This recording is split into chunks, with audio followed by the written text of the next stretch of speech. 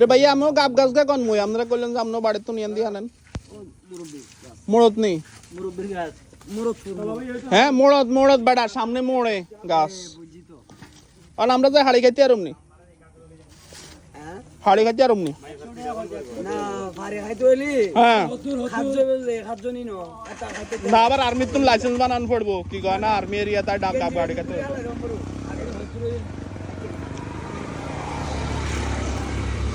আজকে 10 বছর আগে গাব খাই